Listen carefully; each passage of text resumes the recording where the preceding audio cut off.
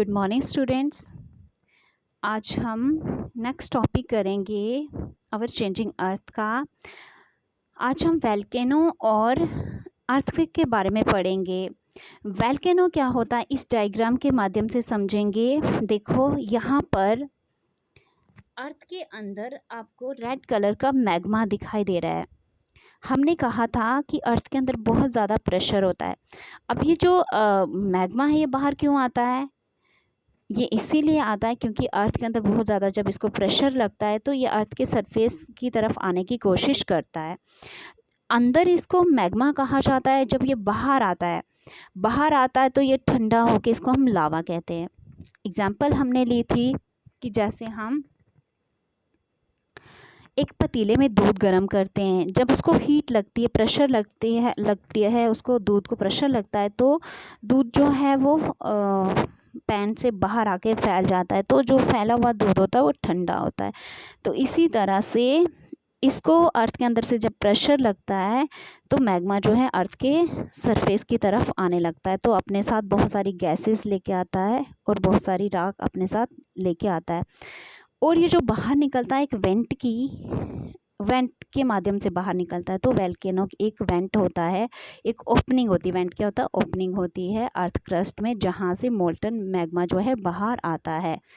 ठीक है। इसी तरह से अर्थक्वेक क्या होता है कि जो लिथोस्फेरिक प्लेट्स जब मूव करती है तो सरफेस जो अर्थ का सरफेस जो होता है ये वाइब्रेट करता है। ये जो वाइब्रेट्स हैं ये सभी तरफ जो क्या होती हैं,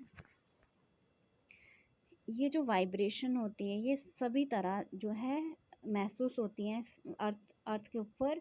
और ये सर्कुलर फॉर्म में क्या होती है, महसूस होती है।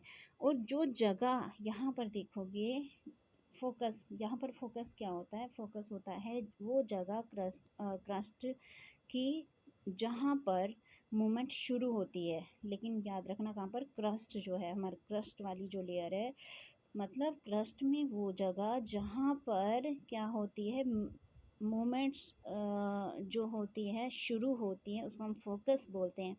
फोकस के बिल्कुल ऊपर यहाँ पर देखोगे सीधा ऊपर, ठीक है ना, फोकस के सीधा ऊपर जो होता है वो जगह जहाँ पर फोकस के ऊपर उसको हम क्या कहते हैं? एपिसेंटर बोलते हैं। जो वाइब्रेशन होती है ये आउटवर्ड मतलब बाहर की तरफ से एपिसेंटर से बाहर की तरफ जाती है लहरों की तरह। और एपिसेंटर के पास जो होता है बहुत ज़्यादा डैमेज होता है। और जैसे जैसे मतलब हम सेंटर से दूर जाएंगे तो अर्थक्वेक की जो स्ट्रेंथ होती है ये कम हो जाती है। हालांकि हम अर्थक्वेक को प्रेडिक्ट नहीं कर सकते, मतलब हमें नहीं पता कि अर्थक्वेक कब आएगा, लेकिन इसके इम्पैक्ट को हम कम कर सकते हैं अगर हम इससे पहले ही तैयार रहें। कैसे?